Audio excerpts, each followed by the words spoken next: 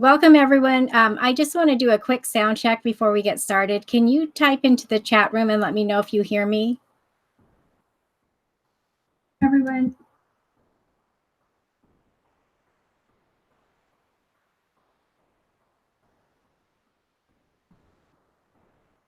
Can everybody hear me? Okay, super. Thank you. Okay, great. Well, we're going to go ahead and get started. If you're joining us for the first time, I'm Sandra Gonzalez, and I'm the instructor for the online course. So how today is going to work, we're going to spend the first 45 minutes on YouTube. This is a live stream, and it will be recorded. So you can get access to this video just by clicking on the links that I've sent to you, or you can go back to Blackboard and click on them there. And then around 7:15, we are going to stop this broadcast, and then we're going to move to Zoom. I'm going to put the link into the chat box before we end. So when we move to Zoom, you'll still be able to see me.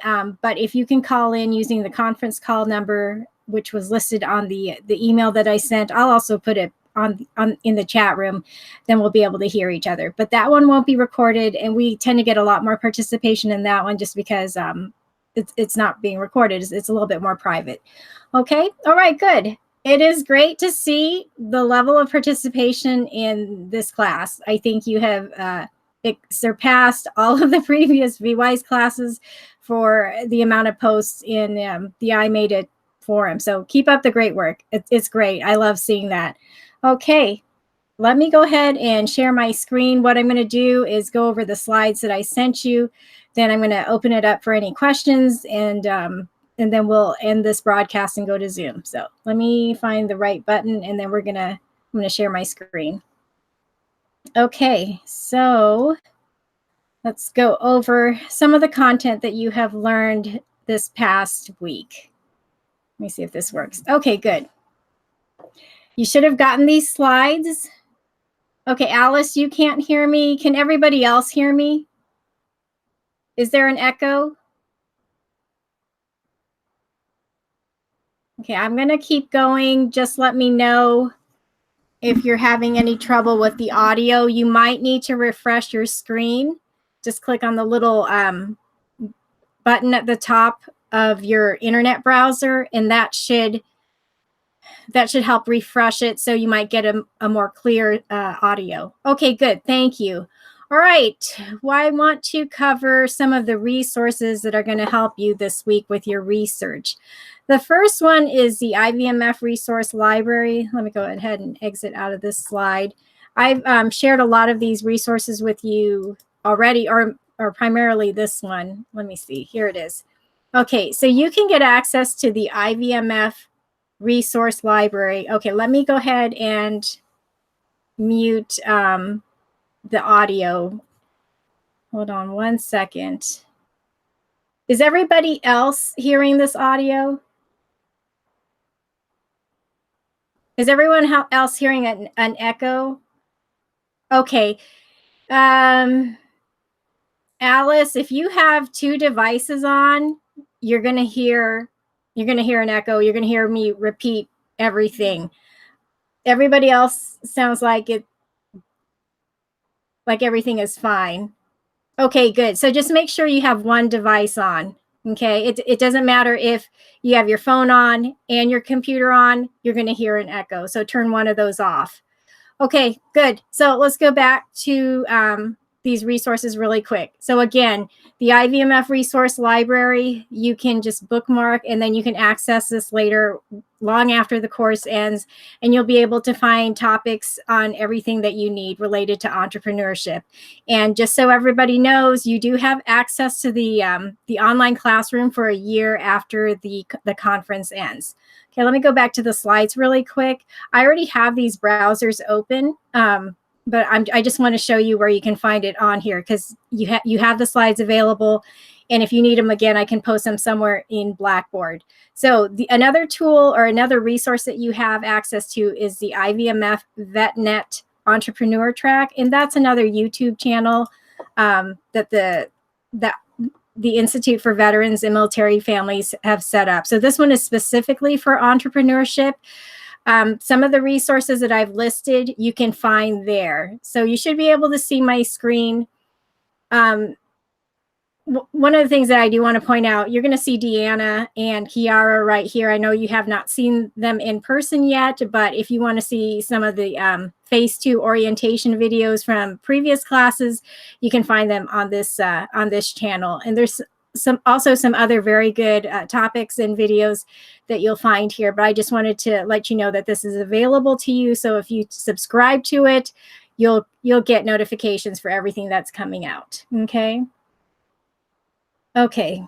All right, good. Thank you all for all the all the messages in the chat room. Good. I'm glad to see that everything is fixed and that I know who everybody is in this forum. Okay, good. The other channel I want to point out, which you should definitely subscribe to, is the Kauffman Founders School.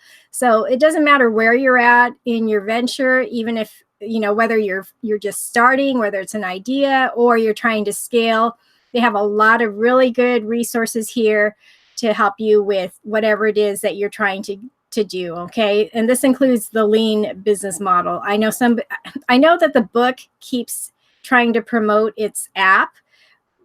What you really need is right here in the lean canvas business model. This, as well as feedback from your advisors and then the people that the industry experts that you're going to meet over at the conference, that's probably going to be a little bit more valuable than an app that's not going to give you any real feedback. Okay. All right, good. This is also on your slides. I'm just going through this so I can close some of these browsers out. Okay, the business research overview. Let me see if I can show you what this lady looks like. Okay, this is Elvis. He's going to be helping you out with resources, access to resources during phase 3, and they will talk about that more probably during the conference and after the conference.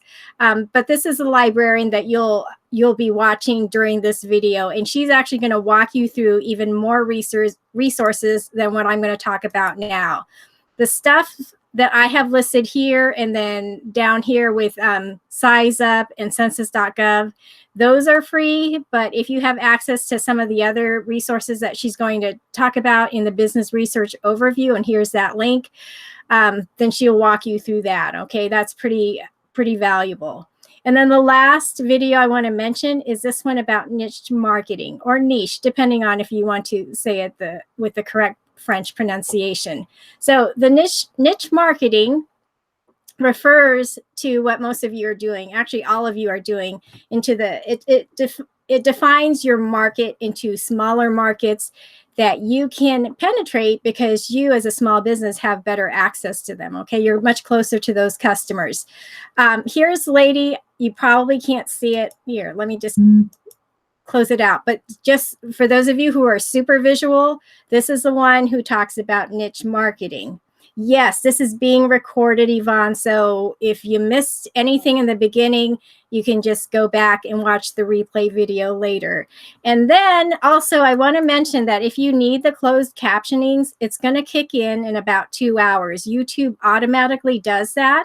If you need the actual script, I can try and download it for you from YouTube. Just let me know. But just hang tight. I know that it's not helping that you can't see the words, but it will be available to you later. Okay, so back to niche marketing. This is a subject matter expert who gave a free webinar to all of the Ivmf grads about this topic. So if you want her handouts, Elvis gave them to me so I could pass them along to you. And this lady's name is Deborah Russell, and I can either email it to you, or if there's a lot of you who want this, I will just post it into the Blackboard classroom so that you can download it. Okay, just let me know what is easiest for everyone. So she passed along her slides, which I just showed you, and there was something else that she gave. Here it is. Brainstorm your niche. So you're going to have overlapping niches, and this is a good way to start writing those out. Okay, so that you can actually start to quantify them. And I'm going to go ahead and we'll talk about this on census.gov. We'll try and find those numbers so that you can have some hard data to be able to show somebody like, your business partner, maybe your significant other, to show that this is not just some wild goose chase. You actually have something that can prove that, yes, your idea might work. Here's the data, here are the numbers, the number of people who want it, who are willing to pay for it, and this is what other people, your competition, is making right now. Okay, we're going to go through that in a little bit. Okay, so those are all available to you. I will try and post those to Blackboard either tonight or tomorrow. And I will need reminders. I see a bunch of you asking for this to be emailed. And of course, I'm not going to remember everybody who wants this. So either email me or I'll just post it into the classroom and I'll send everybody a reminder.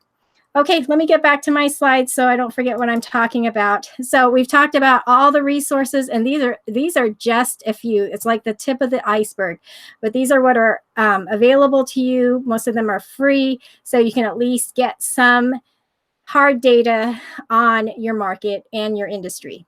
Okay, let's talk about NAICS codes. I don't want you to get hung up on this, especially if this is a new venture, because more than likely it's going to change and your NAICS code is going to change. The other thing I want to point out is that you will have overlapping NAICS. I'm going to put this in here, so in case you need to read it, you will have overlapping NAICS codes, which means you will be competing in more than one industry.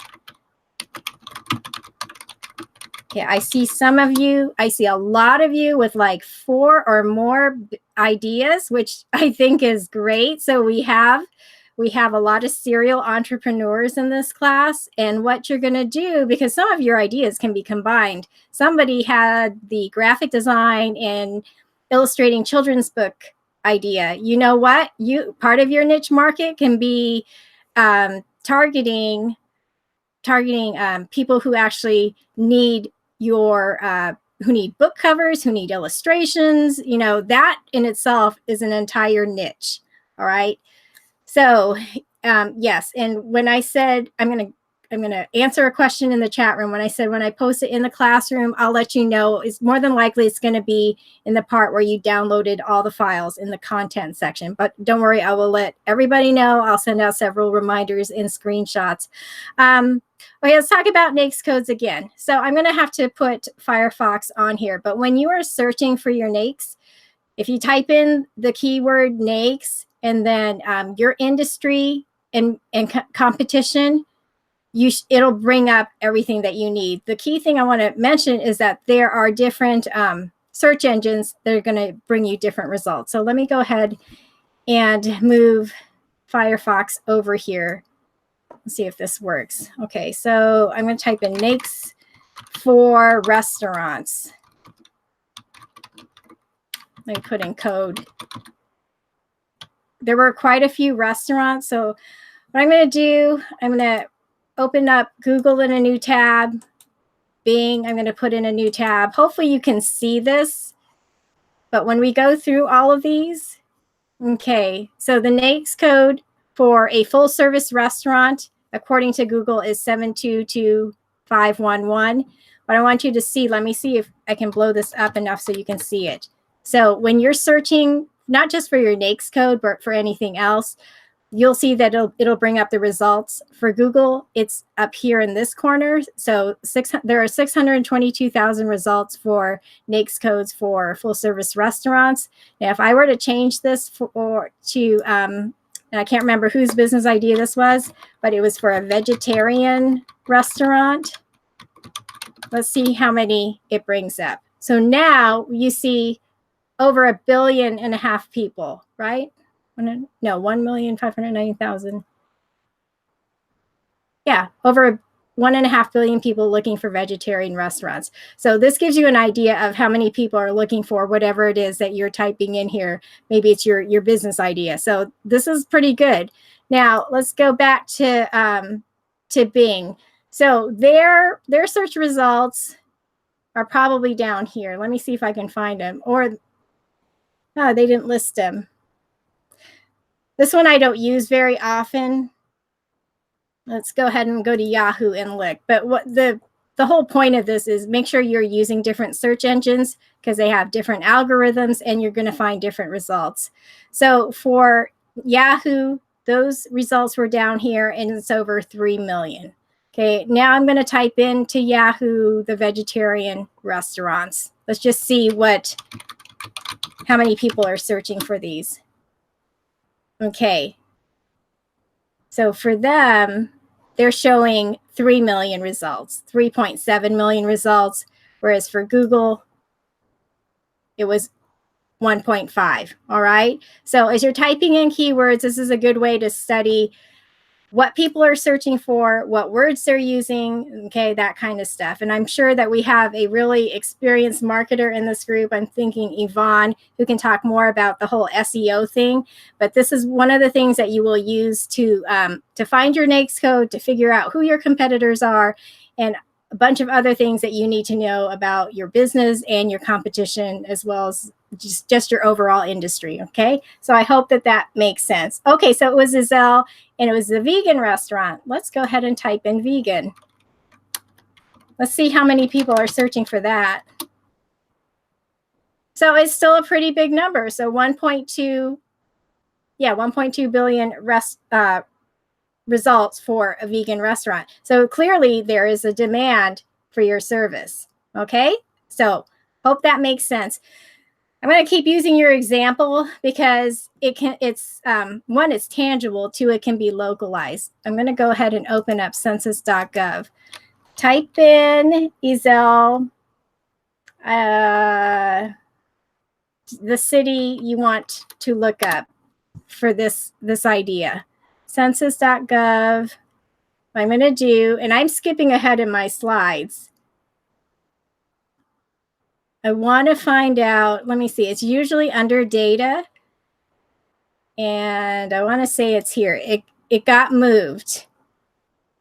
They updated their software, and so my slides are not updated. Let me just go to explore main data. And then there's a couple of different ways to find what you need. There's no right or wrong way to do it. It's whatever works best for you. So you can either use the American Fact Finder or Quick Facts. I don't know if I'll be able to find it under Quick Facts, but if you are opening a brick and mortar establishment where you need to know how many people are in a certain region, so because that's what you're going to service, this is where you would find it. So I'm going to just type in this city just to see. I wonder if this will work. Okay, this might work. Coral Springs, Florida. Okay, and then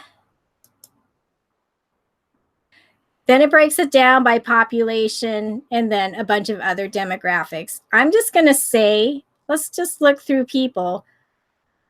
I'm going to say that a lot of the customers for a vegan restaurant in Coral Springs, is that right? Coral Springs, Florida, are probably going to be women. So females, this doesn't give you, this gives you an overall percent, but I'm sure that if you kept searching, it would break it down even further. So 51% or 50% of 327 million people, if we divided that in half, then you would get a rough estimate. So let's say that there are 150 million. That can't be right. But anyway, if you divide this in half, I don't even know if this is actually correct, then you would get a rough estimate of how many people are in there. Okay. Does that make any sense? We're going to actually work it out on Excel here in a little bit, but this is a way to figure out your overall market size. So census.gov, okay, and that link is in the slides. And that's one way to figure out how many people or what your market size is for your industry. All right, let's finish this so I don't get off track. So the reason you would need your NAICS code, and this was a very good question. It came up in the Ask the Expert forum. There's a couple of reasons for it. Well, first off, the government divides up all of the industries into codes so they can track them. What you're going to need it for is once you open your business, you actually have to register it. And this NAICS code is what goes into your registration. Okay, it also goes into when you fill out your taxes. And the other reason that you would need it for is for your capability statement. Okay, let me type this in. Some of you who are competing, who are going to be in the procurement space, probably already have your capability statement done, but this is the resume for your company, and this is where you will list all of your NAICS codes, okay? I don't have an example up here, but I'm sure that if you looked at some of your classmates' websites, it would list all of their NAICS codes, and it's a way for you to obtain contracts, okay? So again, the reason you need your NAICS code is one, for your business registration, two, did I put it on here? It's for your capability statement. And then the third reason is to be able to obtain industry reports from your business counselors. Okay, there's a lot of different industries. And as I mentioned before, all of you, even myself, we are all competing in industries that overlap. And so they created, what the IBIS company has done is created a bunch of reports for each of these industries. And then you can actually put together your competitive strategies based on these reports. These are very expensive reports.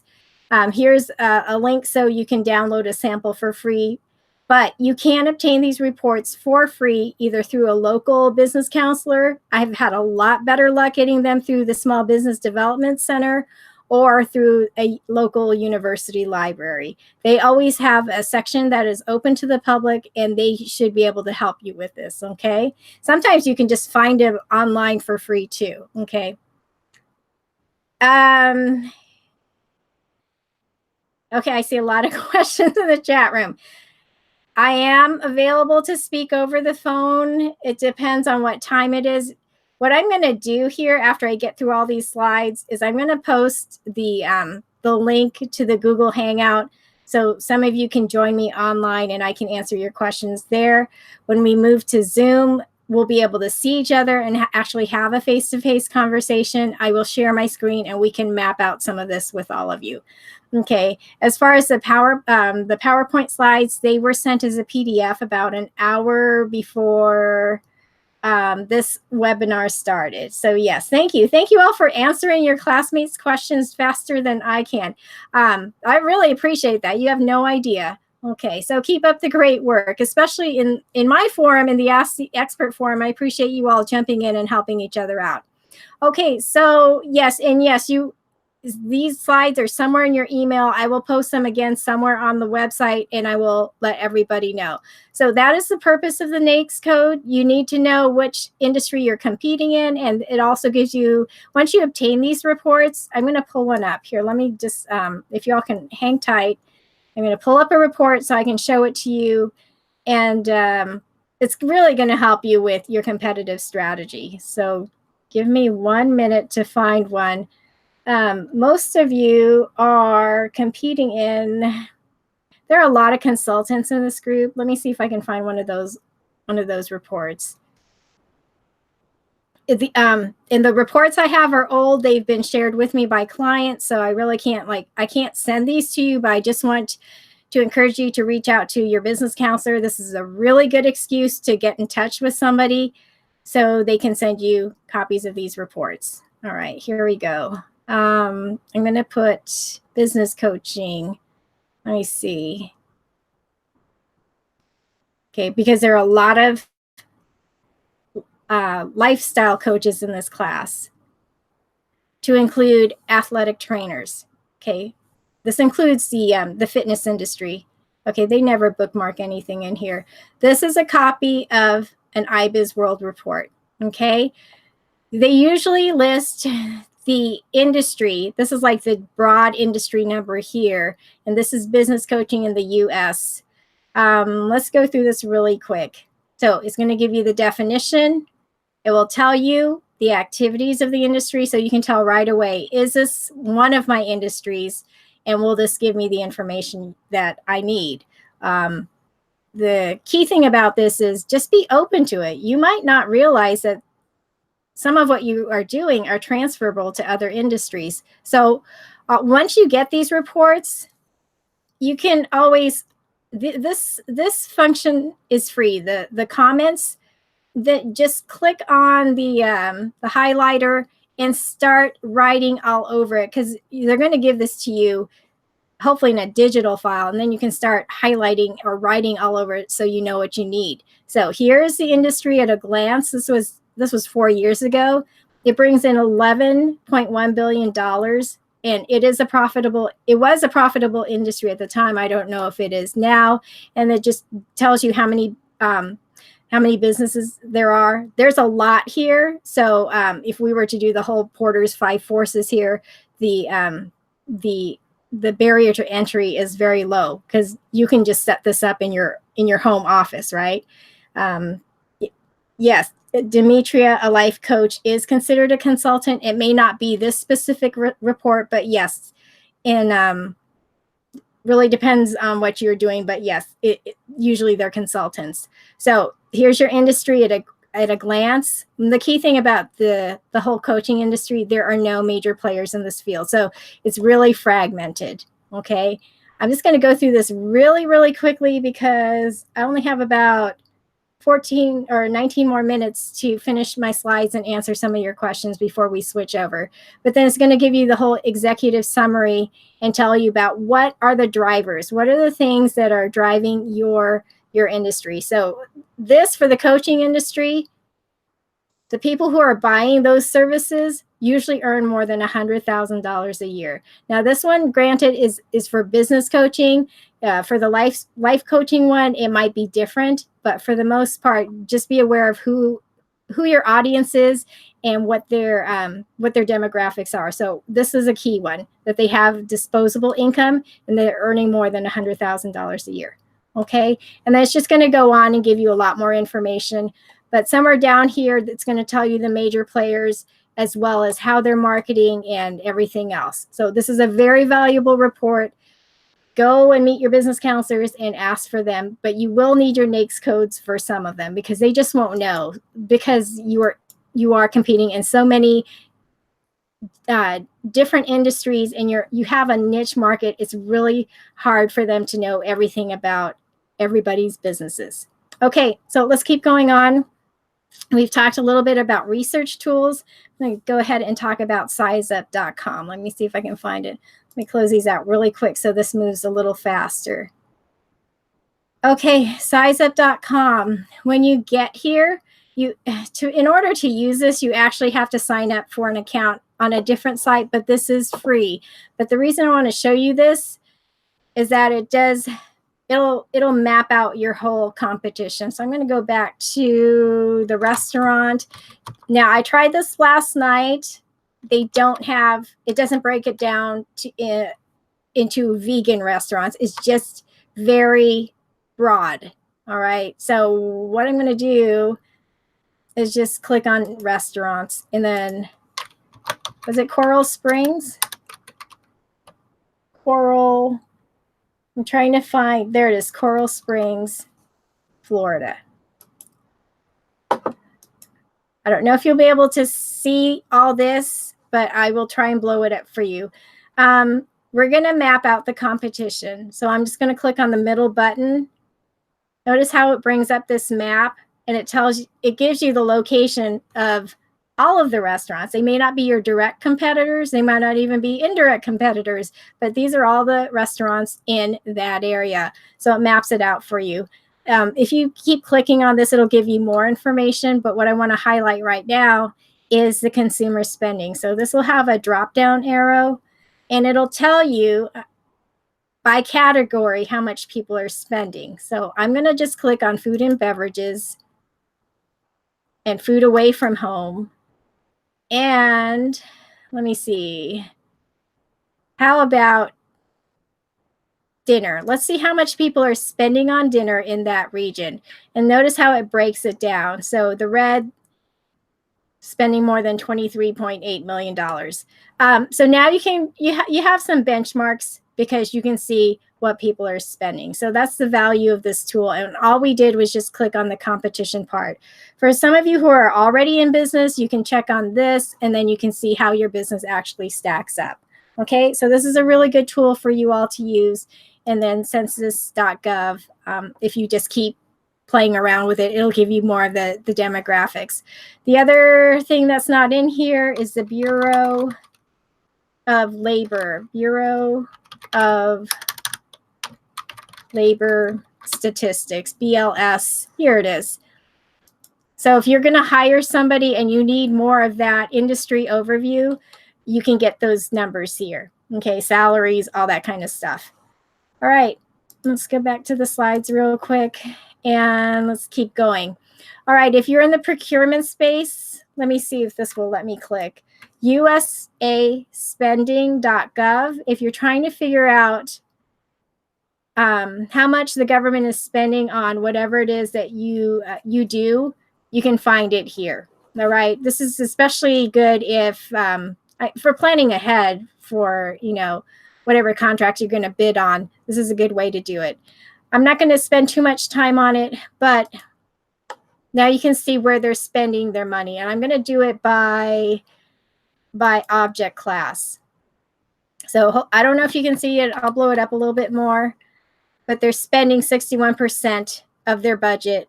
Most of their money goes to grants. Okay, and then here's some contracts and some other things, but now you can see where that is coming from. All right, let's keep going. What else is there in here? So we've talked about sizeup.com. It's going to bring you to a different website. So I filled out my information, and so far I haven't gotten any spam, so you should be okay, because this used to be just a free website, and it's still free, but now they've partnered with a different company, I guess, to keep it free. But just so you're aware, if it asks you to fill out something on a different website, that's why.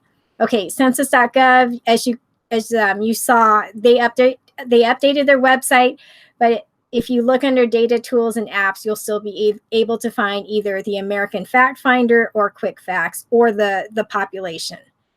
Okay, state and region data. So we've talked about this a little bit. If you're a brick and mortar and you're servicing a local area, okay, so I'm thinking of Shelley's automotive repair, and a lot of the restaurants and some of you consultants, this is where you're going to find that information. So what you're going to do, let me see how many more slides I have. 1, 2, 3, 4. Okay, nobody let me forget to walk you through Excel, because we're going to take those numbers, plot them out, and find out somebody's market size. And then we'll continue the conversation on Zoom. Okay, so that's right here, and you can all keep playing with those buttons. If you have, actually everybody has access to a library subscription. So Reference USA. Let me just go to the website and see if I can just bring it up. So if your library has access to these databases, reference, let me see if this works. You'll be able to pull up even more information. What I've shown you is just the tip of the iceberg. If you go to the SBDC, they should be able to get some of this information for you as well, but they can actually pull up marketing reports. It's called GIS. Let me type this in. I don't even know what this stands for. Maybe Yvonne can explain this to you all in the chat room. But if you go to America's SBDC, they have a lot of technical services. And this is where you can get specific marketing information about what's already out there in terms of, okay, maybe you're going to set up a restaurant or a fitness center or something else. They can print out actual reports on what already exists in the area, okay? Really detailed reports. And I don't even see where it's on here, but if you just remember SBDC and connect with those counselors, they should be able to give you a lot of resources, okay? All right, very good. Yeah, I know I'm going through this really fast, but you're going to get this again when you get to the conference, and then just by watching the videos. It's a lot of information in a short amount of time, which means you're going to have to be lifelong learners and keep studying this. It's the only way you're going to be able to keep up. Okay. All right. Okay. Finally, something that is not related to research. Somebody asked me about funding. There's going to be an entire breakout session at the conference about different types of funding. So what I'm actually going to talk about are competitions. And this was just a fluke how I got into this. So I entered some competitions just because people told me to do it. I ended up winning, and then I ended up coaching other people, and they've won. They've either won or they've been able to somehow procure is not the right word, but they've been able to just get a lot of seed capital, like more than $1 million to fund their businesses. So a lot of this information I'm sharing with you has come from that. So all sorts of different competitions out there. I think if you were to just create a profile on Startup Compete, this is all part of the Kauffman Foundation, it'll give you access to numerous competitions throughout the world. Okay, some are grant funded, some are equity. So if you're taking equity, it means you're taking on investors. So that's a whole different ball game. But there's going to be an instructor at the course who's going to talk more about that. Okay, and you'll just keep learning as you go along. Okay, so the circular board. This is a nice one. This is mostly for women. Some of these have cash prizes. Some of them are in kind, meaning that you're receiving some free services. And then people are investing in you. So those have to be paid back. So yeah, okay, so Yvonne has entered the Street Cheers grant competition. We get a lot of Ivmf students who not only enter but win this competition. The EO Houston Veteran Biz Battle, this one is at Rice University. There have been a lot of Ivmf students who've won seed funding from this as well. Okay, this one is the biggest veteran funded competition in the United States. If you have a huge or a big R&D component to your venture where you're developing something, but it's going to take time to actually develop it, this is a really good seed fund for you to consider, Small Business Innovation Research, or STTR. They have workshops all over the country where the program managers from all the agencies travel to all the big cities throughout the United States, and you can meet with those program managers. Okay, and then these are different types of grants that are available to you. We have a lot of nonprofits in this group. What I want to recommend are searching the foundations of different companies. Okay, if you can find something or someone that really resonates with what you're doing, that's a good way to get funding. Okay, as well as your affinity groups. A lot of veterans get funding through the Disabled American Veterans, the Bob Woodruff Foundation. So there's a lot of stuff out there for seed funding. Okay, grants.gov. Let's see. Let's go to the website just so I can show you. Okay, so there were some questions that came up about whether or not it is more advantageous to be a nonprofit to get a grant or a for-profit. So I have a for-profit company. I also have a foundation, which I really haven't done much with, but some of the opportunities here. Let's put, what is the right word? Not recidivism, but transition, is that right? Transitional housing. Some of these opportunities allow you to either apply as a for-profit or to partner as a for-profit with a not-for-profit. So you need to be networking with people in your community to see who would be good to go into these grants with. Put on a workshop, do something together, test your team, and that's the best way to figure this out. Okay. Yeah, Alice, that is the correct.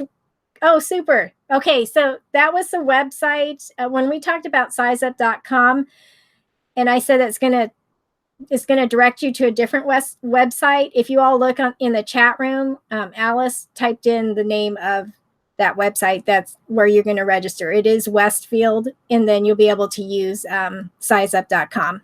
So before I forget, let's go ahead and talk about some of these grants. So I typed in transitional housing. I think there's more than one of you that's doing this.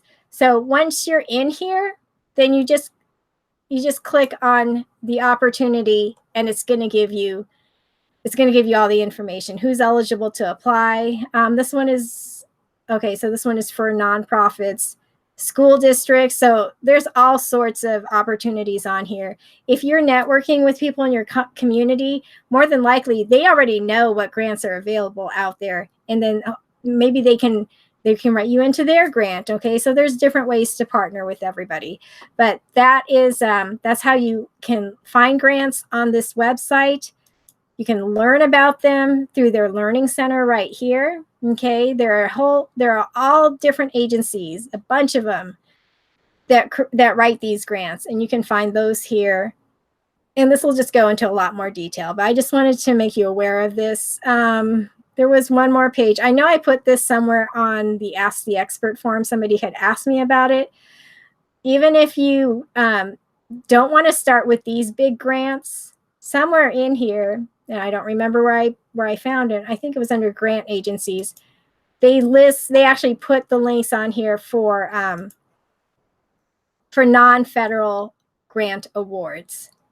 Hopefully I can find it. It might be at the bottom.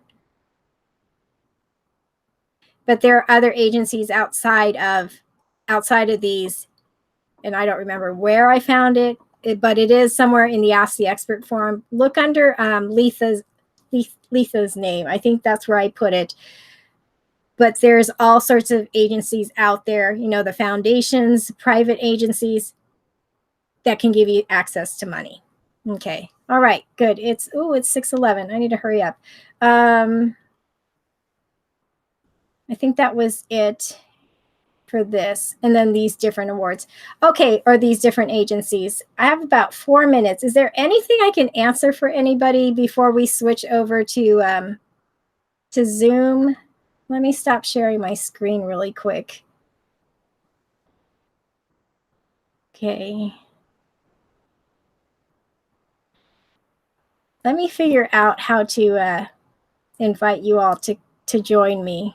I'm going to put this link in the chat room. So if you have a Gmail account, you can actually just log in or just click on the link, because I think you're already signed in, and then you can join me online and we can actually have a conversation if there's something that you feel comfortable with me answering on YouTube. Otherwise, you can wait for 3 more minutes before we move to Zoom. Okay, while everybody's waiting, let me put the link to Zoom on here.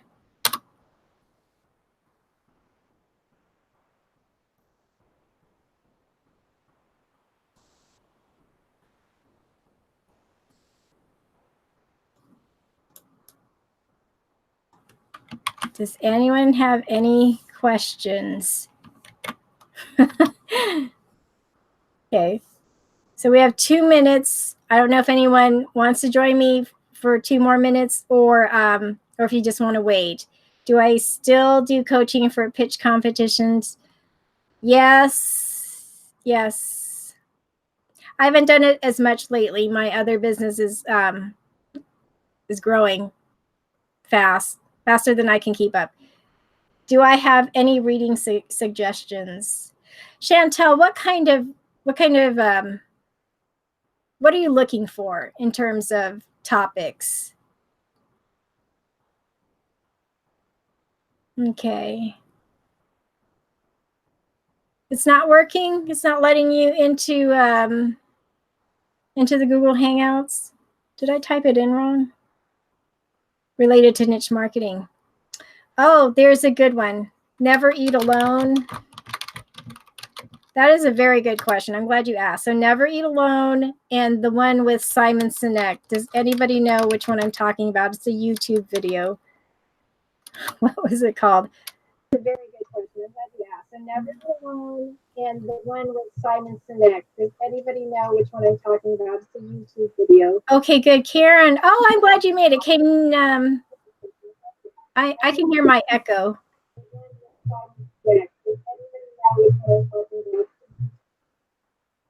Okay. And Karen, there is a chat on Google Hangouts. If you want to start typing something, if there was a way to get rid of my echo, you could just turn on your microphone. That was it. Rebecca got it. Getting to the why. So Simon, it's on YouTube. That one. if you go halfway to that YouTube video, it talks about the circles. Is it golden circles or concentric circles? Laura, yes, Laura's got it too. So start with the Y, and then it starts to talk about numbers. So when you know the actual demographics for the actual numbers for your demographics, and you can start breaking it down that way when you see his video. It kind of sort of talks about niche marketing, but really what it gets to the heart of why people buy. And then as far as niche marketing goes, it's how they self-identify, whether they're vegans, they're moms, they're military spouses, veterans, that kind of stuff. Oh, I haven't opened up Zoom yet. Is it? It's 6:15. All right. Karen, can you join me on Zoom? Yes. Okay, super. I'm gonna go ahead and end this broadcast. Thank you so much for joining me. And then I'm gonna turn on Zoom. You should be able to join until without me opening it up, and then I will see you all real soon. Okay, thank you all. And don't forget to use the telephone conference line for the audio. I will see you all very soon. Take care.